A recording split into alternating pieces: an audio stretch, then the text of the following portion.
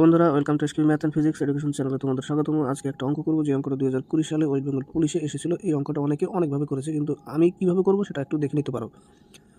বলেছে একটি গাড়ি তার প্রকৃত গতিবেগের 1/4 অংশ গতিতে 42 কিমি পথ 1 ঘন্টা 40 মিনিট 48 সেকেন্ড অতিক্রম করলে গাড়িটির প্রকৃত গতিবেগ কত কিলোমিটার পার ঘন্টা হবে। আমি ধরে নিলাম গতিবেগ, প্রকৃত গতিবেগ এক্স, তার 1/4 মানে x/4। আর আমরা জানি দূরত্ব বাই গতিবেগ সমান সমান সময়। এই যে সময়টা আছে না, একে টোটালে সেকেন্ডে করে নাও।